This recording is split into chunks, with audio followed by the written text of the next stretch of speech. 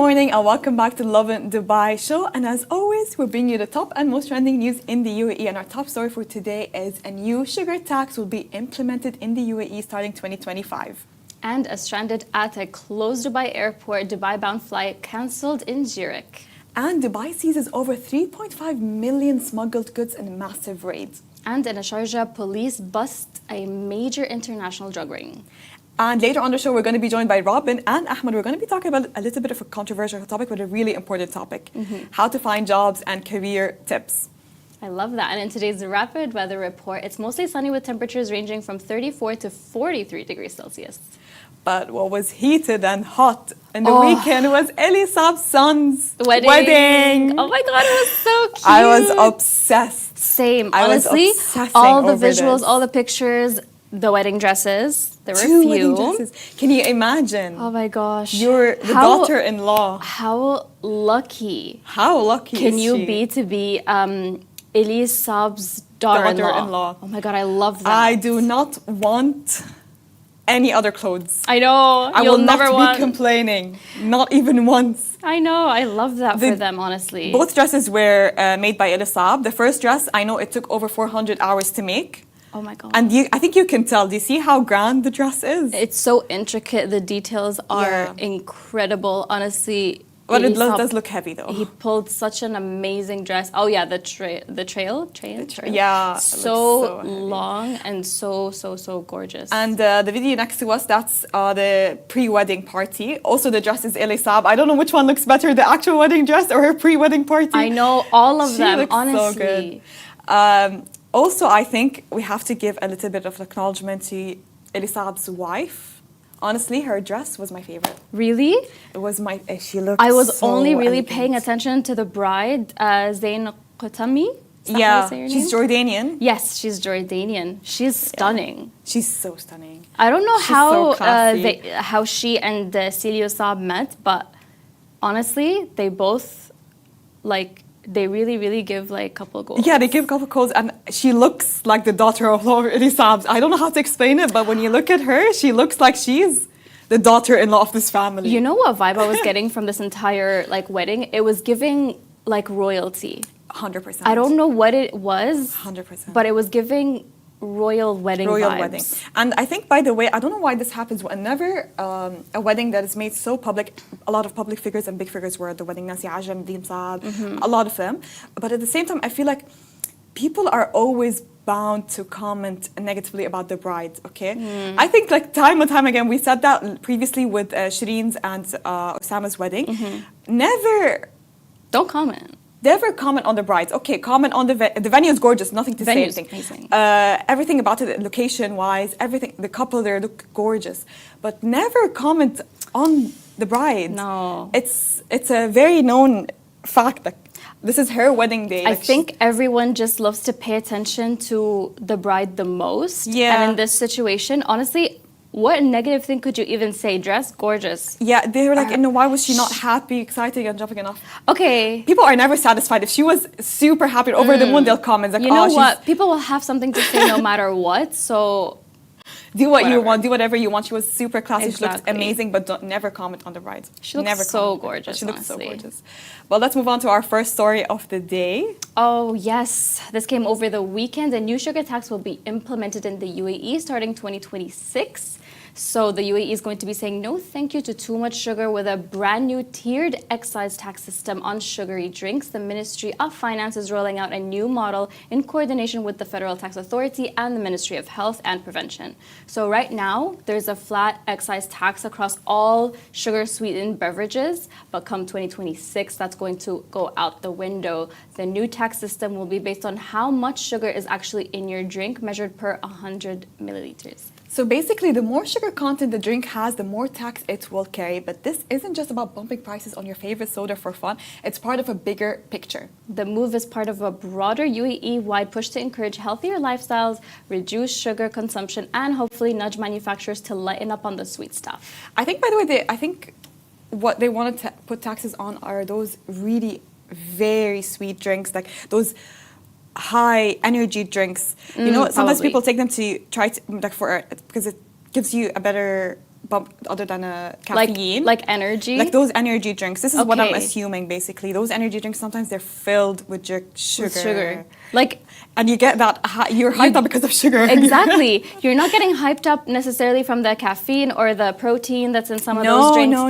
You're mostly getting hyped up on sugar and then you're going to crash. But this is part of the whole system that they're trying to implement with the Ministry of Health being involved in these conversations, trying to lower the amount of sugars and, you know, unnecessary stuff that's in your drink. Because a lot of the fruit juices on the market right now are fruit. They're not fruit juice. What are they called?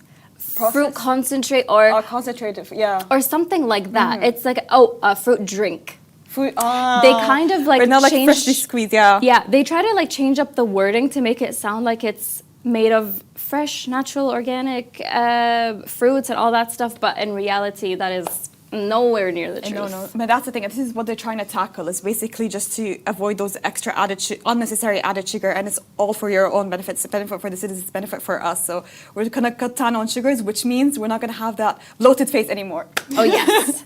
There's a perk to this, honestly. There's all the time. Silver lining to everything. Exactly. There's a silver lining to this. It's not going to be all bad. So just wait until 2026, and that's when you're going to see the change. So let's move on to our next story. Yeah, Sharjah police bust a major international drug ring. So this was reported yesterday. Sharjah police took down a massive international drug network in a cross-border operation that started in Canada, went to Spain, and docked in the UAE. 131 kilograms of narcotics were hidden inside spare auto parts in a huge car shipment. It all began with a suspicious man flying in and out of the UAE repeatedly. He wasn't alone, though. He traveled with his wife and kids and used them as a front for smuggling operations. Authorities carried out a series of ambushes to nab the suspects in action. 7 arrests were made, including the man and his wife. Oh my God, like those. That was a crazy story because we have Sharjah police actually released footage of the bust itself, and you could see like the ambush taking place. It's like near the waters, near the docks, basically, where the shipment came in. And it's insane. I love when we have the actual footage. I love it. It makes it super interesting. Yeah, it's unlike any movie you're going to see because it's actually reality. It's happening here in the UAE where a lot of the time you least expect it. You least expect it, and you don't expect it at all because it's.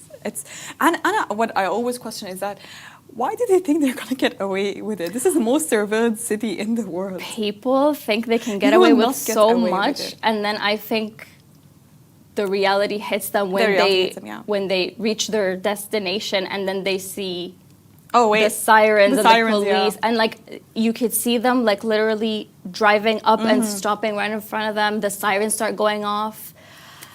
It's intense. And this is why we all feel safe walking at night, or feel safe walking on the streets, and feel safe wearing whatever we want because of the safety that we have here. Because the city is not infused with drugs. It's very safe. It's very clean. So me as a woman, you as a woman, and any man as well, if we're walking down the street at night, you feel super safe because you're not going to be attacked. You're not going to be... Because I've heard a lot of stories. I know people that moved from LA or other countries in the West because of this problem, because of 100%. the spread of drugs. They come here because they love how clean the city is. They love how safe it is.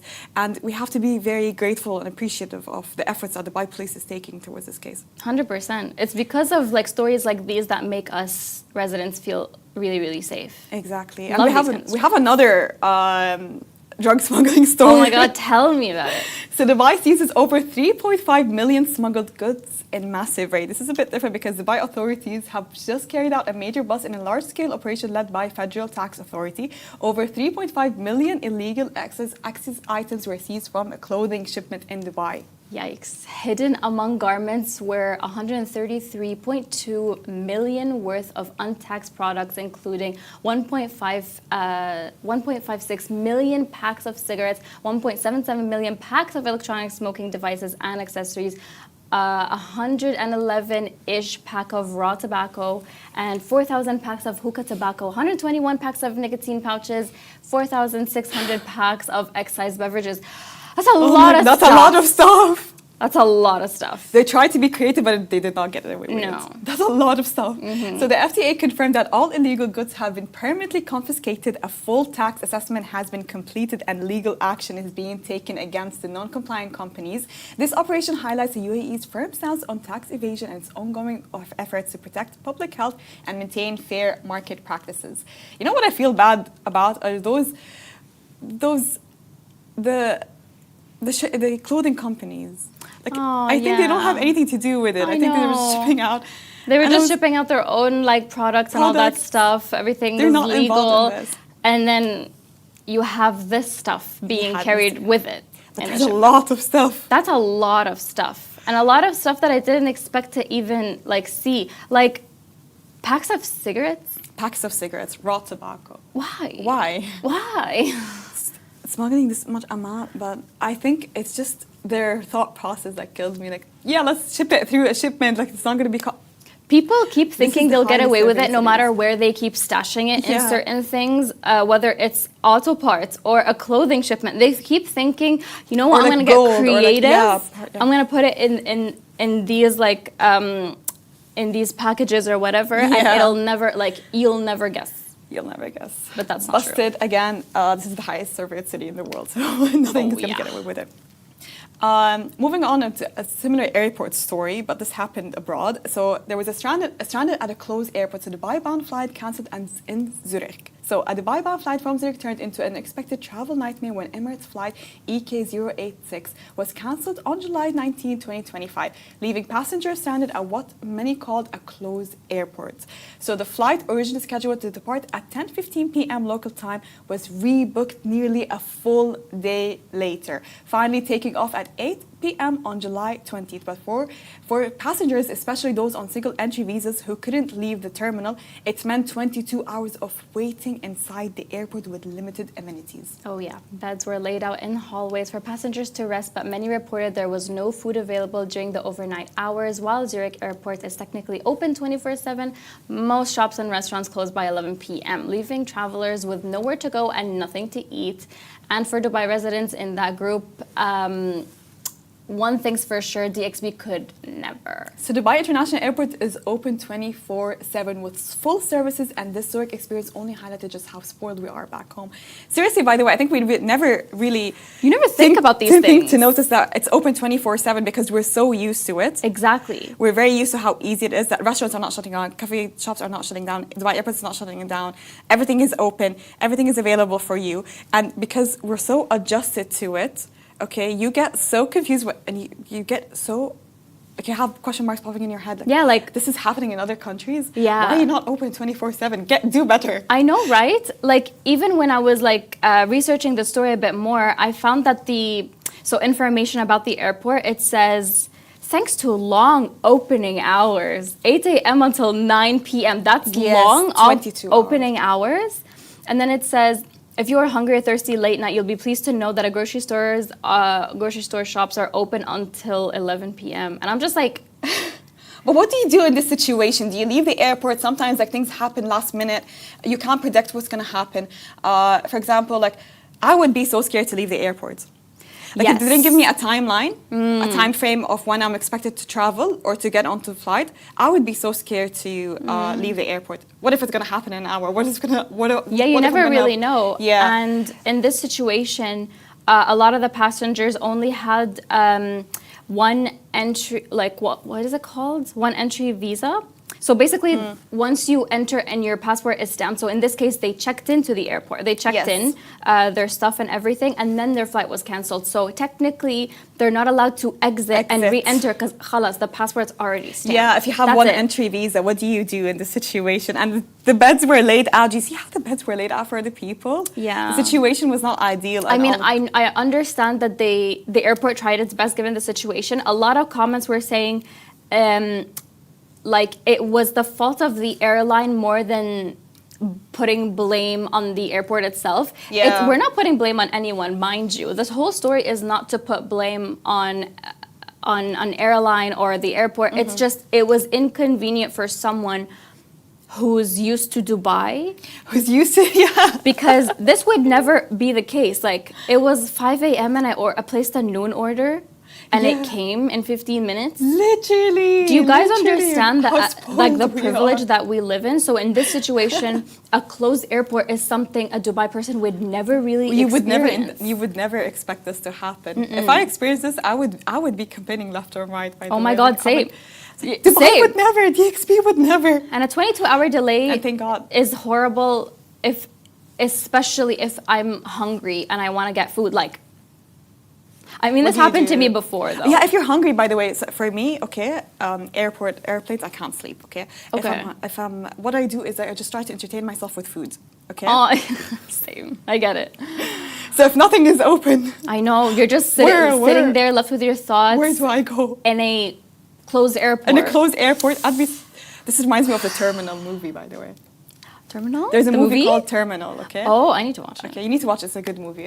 I love, like, It's an airport movie, and he was stuck in an airport and he couldn't leave. Aw. It's a good movie. I get it. We're going to go on a very short break, but later on in the show, we're going to be joined by Robyn and Ahmed. We're going to be talking about visibility on careers and how to stand out in LinkedIn. So do stay tuned for all the tips that you might need.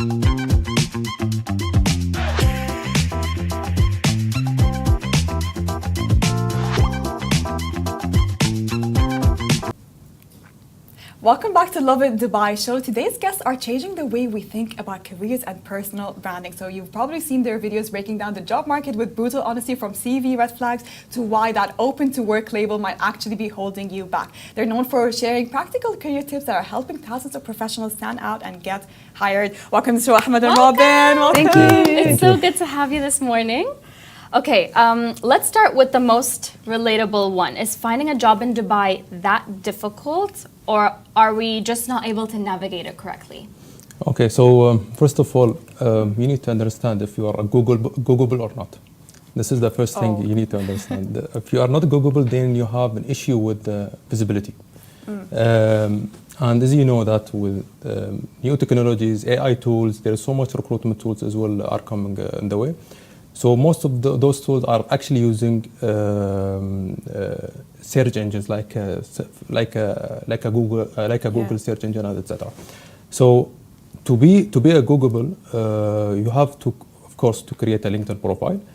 You also have to create a paid.com profile from a paid.com platform, and also from Nukri Golf. So these all like a platform to get hired. Other than to be like a Googleable, you can also find a job there, or you can be visible there to recruiters. So my take is, first you need to understand your stats. Are you Googleable? Are you visible to recruiters and hiring manager? This is the first take.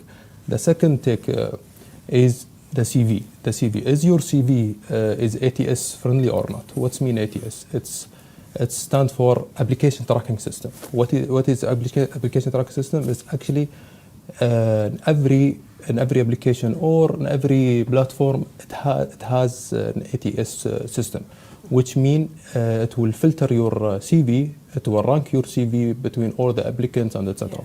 So your CV must be like a friendly ATS CV, and to do that, you need to, for example, you don't need a picture. You cannot have a picture in your CV. You cannot. You have tables. There's such keywords that you don't need to have it. For example, you name a project that are not familiar or not listed in any job description. Yeah. For example, let's say you have a project called,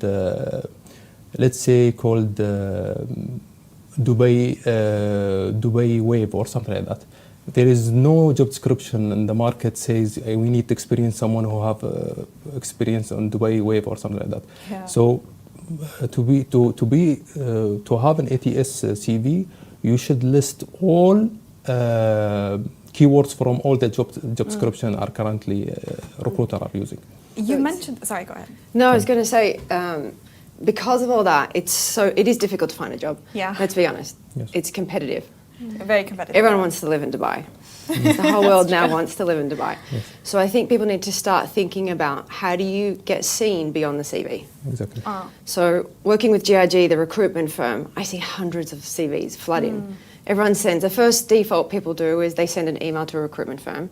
Yeah. Or they try to connect with a recruiter on LinkedIn. But you really need to start thinking, how can you be seen beyond that? How do you start increasing who you are, your brand, and really market yourself? Yes. You said something, you have to be a little bit more Googleable. Yes. So not just your name, the title, like are you supposed to use specific keywords to be Googleable? Like what? Yes. For as I told you, an ATS application tracking system, it's the only what's actually do, it's going to filter you between all the other applicant. What it does, it's very simple tool. It's actually take the job description or the hiring manager job description and try to filter all the CVs and to find the keywords that matching the job description. So, for example, if like I'm trying to find a marketing expert, and your CV is a marketing expert, and I have my own requirement. It will find me my own requirement from all the applicants that are already applied in my system. So it will filter them, it will rank them. So to be smart now, there is a statement, they say you cannot have one CV fit for all. There is no CV fit for all. So for each application, it should have its own CV. Why? Because it will rank you up between all the applicants. If you notice, when you try to apply in any job board, LinkedIn job boards, you will find some some jobs have over 1,000 applicants. 2,000 yes, applicants. How will going to stand out between all of them? You need to have an ATS CV. What's that mean? It's actually to take all the job description, that same job offer, and tailor your CV into it. The more keywords you took from the job description, the more you will rank up in the applicant list. You have to look at the objectives, basically. Yeah, it's a mapping, right? So when we talk about SEO, search engine optimization, Yes. what are people searching for? And then we have to be mapped against them. So I'll give you an example. When I was first marketing myself, I was calling myself an identity coach, which was nice and fluffy, but people weren't typing that. People were typing personal branding to buy. So the reason we need to get that now on all of these socials and online is because of the AI systems. They're basically curating and crawling all of these platforms online. So when you start to go, hey, who's a personal branding expert in Dubai? My name comes up because of that, because you're planting all the relative keywords. So you have to start thinking about, how do you position yourself? Exactly, yeah. What do you want to be known for? So there's a whole self-discovery element to it. I think people are being a little bit lazy when they expect all the effort to come from someone else. When they expect a recruiter to go and find them. You know, I've sent my CV, I've done my job. It's like, hang on a second, no. You need to really start showing up. You need to stand out. You need to stand out and just show up who you are. And I think that goes back to authenticity, because now everyone can create content, right? True. For example, I didn't know that I have my own personal branding at all. So Robyn, she came to me all of a sudden and told me, Ahmed, you're going to be a guest in our podcast, and etc. I told her why I'm going to be a guest. I want to understand the whole context and etc. She said, you have a personal branding, but that you are not aware of. And then I learned, okay, what is personal branding. Then I try to highlight it more, and I even to try to promote personal branding more on LinkedIn and etc. Ahmed's got a massive following on LinkedIn. You know, like over 160,000. So for me, when you think of LinkedIn, you think of real people, right? Yeah. So to have that kind of like system he's created and putting himself out there, he didn't realize he was creating a personal brand. I'm like, yeah, you're putting yourself out there and you've got a real great positioning around that. So when we had invited him on the podcast, leaning into that open to work situation, we were bringing him to hear the voices of career experts. We don't know. We make a lot of assumptions. So we've got a HR segment coming up where we hear a lot from our HR leaders, our talent acquisition leaders. Yeah. And GRG, you know, the company I'm with, they've worked with over 500 companies and gone through over 9,000 recruitment processes. So it goes back to Ahmed's point. Every process is different. So why don't we give you that information? Such as the open to work situation. We give our perspective and insight, and then you can take it and decide what you want to do with it. At the end of the day, we need to learn from the experts. So one question I think that's on everyone's mind is, should we still stick to the one-page CV rule? See, the more keywords you have in your CV, it's much benefit. It will have more beneficial result than one-page CV. Why? Because who's watching your CV now? Is there any person watching your CV or the system? The system, Yeah, basically, definitely. Yes. System. So this is how an ATS work now. So you need to fill it with a good keyword, especially, for example, let's say you are targeting one role. Check in AI, check in Google, you will find many job description related to your role that you're targeting. Just take whatever keywords from there. Of course, not changing your main experience. Just the keywords. It will really help you. It will make you stand out between everyone. So you don't necessarily have to follow that one-page rule. So we've asked HR leaders this. We're launching in October. We actually asked this question because everyone thinks you have to be framed, but we're saying it's about the content. It's not about the amount of pages. Okay, I think this maybe was in the past, but things changed. See, regard one page, it's still feasible. It can be done. But I'm going to call it portfolio, not a CV. Why? Because as a portfolio, as a designer, let's say someone who have a designer experience, you want to show to some human, not in a system. Then fine, you can share your one-page portfolio with your picture, with your projects, and etc. You definitely can do that. But make sure it's not going to the system, it's going to a real human being. Yeah. So if I took a career gap, let's say, and because of personal reasons, burnout, or whatever circumstances I had, and I'm applying to job, I'm getting to the job market again, okay? How do I explain to recruiters this career gap? Or am I, because I'm sure a lot of people will ask, the recruiters will ask, why do you have this career gap? How do I not sound like I'm a red flag, or for them to accept me, or just to accept like this is a personal circumstance? I think you just got to be honest. I mean, what's an example of a career gap that you would say? Just taking a break, for example, let's say. So then you just be honest why you were taking a break. Will I not sound lazy? Well, no, because there's a reason you took the break. I'm sure you're not sitting at home for a year, right? You were doing something, whether that was a mother, or whether that's maybe supporting someone that was sick. It's circumstantial. So I think you just got to be as honest as possible. And then that goes back to how do you show up beyond the CV? Because your CV is going to say career break, right? But if you're showing up on other platforms in terms of what you're doing, that shows a lot about your personality as well. So it does not take me out of the like the process of maybe selective process. It's fine. Do you mean are you disadvantaged? Yes. No, not necessarily disadvantaged, because you're still experienced, right? You might not be as ahead as others. So I guess that goes back to what can you do to get ahead? Have you taken courses that have got you up to speed? There's so many other things that you can do to kind of elevate yourself. Oh, okay. Also, my recommendation is literally not to put anything related that you have a break or etc. If they ask you, you can answer honestly for sure. But you don't. There is so many things you cannot put in your CV. I need to name them because I receive every day a CV and I still see them. So you cannot put your nationality at all on your CV. You cannot put your birthday on CV. You cannot put your status, like if you're single or married. You cannot put your dependents, how many kids you have there. Also, I saw one advice also, not to put your graduation date as well. Oh, I heard that. Yes. Wait, Yes. why? Yes. I thought that Really? was like I checked all of the other boxes, but I left that one. Yes. Why? Because people will still judge you, even if you're old enough or even if you're young enough, they will still judge you. And some people, they say, no, we want someone young, or no, we don't want someone that old, and etc. So if you keep it like unfilled, it will never hurt your CV at all. So also, I always advise my client, never share your personal data and your CV. Your CV should be like literally normal CV, what will only the ATS going to take. That's it.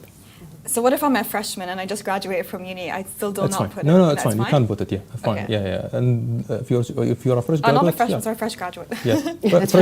We knew what you were saying. So Yeah. You definitely can do that. It's fine. That's fine. Okay. Yes. All right, so guys, recently there's something that sparked a lot of opinions online. Yes. You posted a video explaining how the little green banner on LinkedIn, the one that says ready for work or ready to work, right? It sounds desperate. So can you explain why it's a red flag? Okay, so I can explain that. So first of all, let me be clear. With the green banner, with a green banner or without the green banner, you can still be open to work. So this is the first thing we need to be clear with. And the system itself in LinkedIn, you can set it up to a recruiter or hiring manager only, or to the public. So after, this is not only my opinion, after I read some Google recruiters articles and some valid sources, it says it's hurt the image of the companies, and it's also going to kill your opportunities in your current companies. For example, if I see my employee have a green banner, of course I will not plan for him anything, because he will leave me. This is the thing. And also the future employer, when he sees an employee, he's already employed with the green banner, he will say, this guy will do the same thing for my company. Also, I read one of the comments. He says, I got a good offer, but when I checked their LinkedIn, I saw half of their employee with a green banner, so I declined the offer. Whoa. Interesting. That was so funny. Yes. Oh so, but again, let me be honest with you. Whatever works with you, you can do it. But for myself, I literally receive over 3 to 4 opportunities every month without this banner. I just leave it sit to hiring manager and recruiter, and that's it. Leave it to your personal branding, basically, what you put online. Exactly. I think it's perception, right? Yeah. And we're sharing what currently is being perceived. So then it's really up to you. So when I was going through the comments, anyone that was looking for a job immediately took it down. Anyone that had a job or was comfortable was brave enough to share their opinion online. So it's like, do what you want, but this is what we're currently hearing. Wouldn't you want to increase your chances slightly to get a job? Just take it down. That's what we're saying. Also, there is a thing. If it takes, if it's literally took too long with that green banner, a lot of people will assume a lot of things. They will say, why this person didn't get hired till now? He's been rejected in the interviews, and etc. It will look bad at you. For me, for myself, and for my client, I always advise them: you can just leave it. You can stay open to work only for hiring manager or recruiters, and it's work flawlessly. There is no issue to it at all. It will not hurt any company image. No one will get anything they will not assume anything, and etc. This is the back end, right? So in the back end, you can click open to recruiter. Yeah. LinkedIn obviously give the option of putting up this banner. I mean, we're not dismissing and saying people are desperate. Yeah. But there are opinions around it. And when Ahmed said it, he was brave enough to say it. Maybe some people aren't brave enough to say, hey, you know what? People look desperate when we put this banner up. He said it. I would take the advice. Actually, I had a huge community with recruiters and HR. I saw it literally in front of me. A recruiter who skipped those people. I said, why? I said, I don't know why. I feel something psychology. I don't know, but I don't like people with the green banner. I said, why? It's fine. So my opinion is, most of the people will say, no, these kind of mindset, we don't even want to get hired in their company, etc. But there are some people really want to get hired anywhere. So just keep it open to work for a recruiter or to hiring manager, and avoid all these assumptions, and etc. But what if I am out of job and I need a job immediately, and isn't this giving clarity to the recruiters that I can start almost immediately? Like maybe you can have me next week. So they have clarity already in the back end. So when recruiters search on LinkedIn, they're going through the back end of LinkedIn, and they already know you're open to work. So you're taking an extra effort, which to me is great. You're creating more visibility touch points, but unfortunately the perception of that is negative. So why do it? So just click open to work in the back end, and don't put up the banner. So everyone can hire will see it. You will see they will not only see that you're open to work. They will see your preference. If you want to work remotely. If you want what your target is, they will see everything. They will have everything in the backend. It's like, so imagine if you're single, and then you're walking around with a banner telling everyone that you're single. I know. There's a misperception. The perception is different. I'm not saying like it's okay, fine, but just unfortunately the way that we operate, the way that we behave. I perceive that as someone that's desperate. Oh, they're not wanted. Why do we go for them? They could be a great person, but they're walking around with a badge. So it makes it look like I am rejected by other job opportunities. That's why I have open to work. Especially if it takes too long, because I literally seen some people who's communicating with us. I saw this green banner over 1 year. Yes, so it's really built a bad image. I will give you one example. After that guy skipped, I told him, why you skipped? He told me, Ahmed, I will rather find someone who don't have a green banner. I said, why? He said, there is a reason why he still have a green banner. But let's be honest, I'm pretty sure he don't know this. Or maybe I forgot it. Yes, he don't know about this, the recruiter himself. But what I saw is he done some priority to other people than the green banner people. So this might take, yes. What comments are you seeing that really triggered you girls? There's just a lot of people that in a general sense disagree, and they say that it's just a mindset. What else were people saying? Some people are like, people have the right to just to show the public that they're open to work, or someone said, I'm in HR and recruitment, and I think this is a green flag, it's not a red flag. But maybe it's different for every job. Like different every person. No, it's different for every person. But we were talking about collective mindset. Collective mindset, yeah. And once again, Ahmed was brave enough to say it. say it, Yeah. Some people won't say it. I think people were a bit, maybe, let's say, iffy about the word desperate. Yeah. Maybe this is what got I think people. people were just triggered maybe by the word, but not necessarily the action, because there are definitely some people that were saying, oh no, that's 100% true, like I've experienced this, and it does make you, I think it's the word desperate. It does make you look like you're too available, maybe. Overly available, yes. Overly available. Let's go with that. Yeah. Then if, okay, I am trying to stand out and I don't want to look too available and I really want to get a new job, what are the 3 pro tips that I need to do to stand out on LinkedIn itself? See, if you want to level up your game, Robyn, with her expertise and as a personal branding, really, if you don't want to even go through all the essential thing of to go to find for a job hunt, then it's personal branding. If you invest your fully in personal branding, it's your thing. I literally received interviews, opportunities and interviews without even checking my CVs. That's because of personal branding. I even myself, I hired 2 people on my team. I didn't even see their CVs till now. Why? Because I saw their result, I saw their outcome. That's why I got them hired.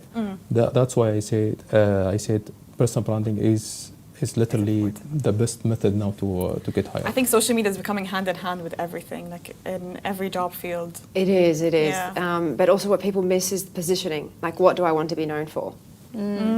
People don't know, and people don't want to go through the effort, right? They all want to go and post content. I'm like, great, that's not going to get you where you are unless you know why you're posting, and that's just part of the strategy. Like one of Ahmed's strategies when we were on the podcast, he's like, one of my ways of visibility is commenting 400 times a week on people's posts. And I was like, 400 times a month, a year, like a week, so that you show up. Yeah, but it's true, when you comment more on people's posts, there's visibility, right? Hence the people that commented on that open to work, a lot of them were probably just trying to get their face time, right? I think you did get the visibility by saying it's desperate. Actually, in LinkedIn, you can see how many impression you have in each comment that you did, which is really good. So one of the strategies in LinkedIn only that you have to comment before you post and after you post, at least half hour, and it will really boost your post and also going to boost your visibility. So you're saying be active on LinkedIn, basically. Only when you post. Only when you post, okay. Yes. So if you ever think you'll just schedule and leave it, no, never do that. Never schedule your post. Actually be there where the post is happening. That's the best strategy that I ever did in LinkedIn. And have conversations. I think people forget to have conversations. Oh yeah, they take it too professionally. Everyone's just producing, and it's like, why are you producing it? To create community, so everyone feels a bit more connected. Ahmed's on it on the comments. Like, I had to level up my game. I was like, oh my God, I need to respond to everyone immediately. Because most of the times when we post, we don't respond. We don't really. Or we just scroll past. We just wait, and we're just like, oh, who else is commenting? Actually, the people I hired is from their comments. So nowadays in LinkedIn, not only me, other creators also, they say now comments consider as a cover letter. Literally. So if I see a good comment, I will definitely go through his profile. I'll check him out. Then if I like this guy, I know he's the niche that I really want to be in my team, I will hire them. This is actually what happened to me, and how I hired those 2 people from LinkedIn, from commenting. Interesting. It's a small thing. I know that you asked for like 3 tips. If I was to give my top 3, it would be positioning, and make that very clear in your headline. Your headline on LinkedIn. Your headline on LinkedIn. Look about who you want to be. Second, the banner. I think the banner is super important on LinkedIn. It's huge. So people treat LinkedIn like a CV. If you change that mindset and started to treat it like a mini website. Or like a community, maybe? Like a mini website. Mini website, okay. Think of it as a landing page. Exactly. When people land on your website, LinkedIn page, you want to engage them. You're pitching and you're talking about who you are, and you're taking them through that journey. Interesting. Yeah, and then it's the third thing is your images. Yeah. I think everyone needs to update their images. Oh yeah. Yeah, 100%. Everyone has theirs, so like from their first job or from university, like, oh, let's update that. Like update your images, you know. We all have cameras. Take one with your phone, portrait mode. Just, please update your images and make it your personality. Please don't cross your arms in a suit with a tie or, you know. Or cropped pictures. I found some people who did a cropped pictures. Oh yeah. They crop It's their like a friend out family of the picture, picture. yes, and they could just crop their face, yes. While they're in Europe. That's interesting. holidays. Any last pieces of advice for people searching for jobs? Okay, for people, the most underrated strategy that I literally never saw anyone do it, and it's called Boolean search. What is Boolean search? Is to search like 5-6 keywords at once. For example, if you're a national, a local in any GCC country, you can put like amortization, Emirates, and etc. All the keywords, and you will find all the jobs related to amortization. And the tricky point is not finding the jobs, is filter to posts, not jobs.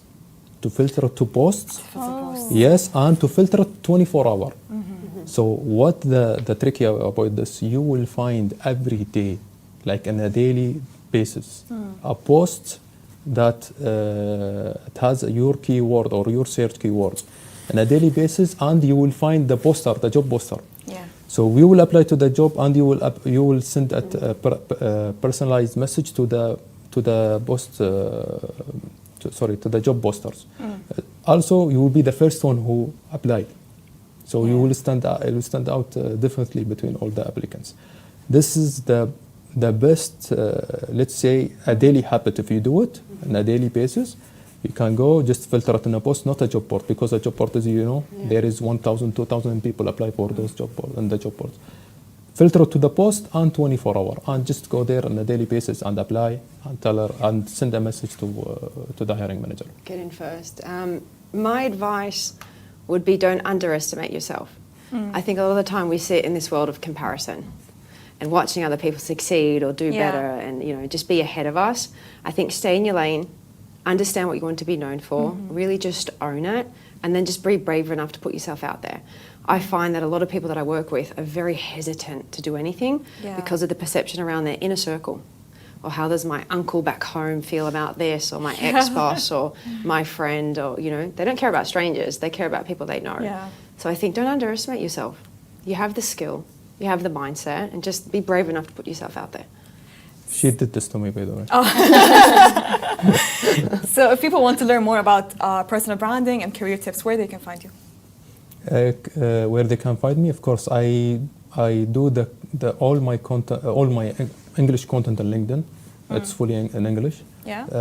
And I start now to expand on Instagram and TikTok, but I localize it in Arabic, so I can have like a multiple audience, Arabic and in English as well.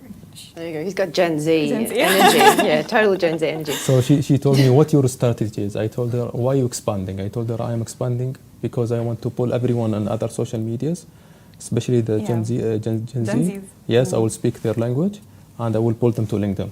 Like have them. And Robyn, where can we find you? I'm very active on LinkedIn and Instagram. Yeah, so they're the two areas where you can find us. Robyn and Ahmed, thank you so much for joining us on the Lovin Dubai show. It was lovely having you on the show and giving us all the insights that we need. We learned a lot. We desperately need. Learned a lot. There you go. Thank you. Thank you so much. Thank you so much for tuning in. We go live every weekday at 8:30 a.m. So come say hi. Bye bye.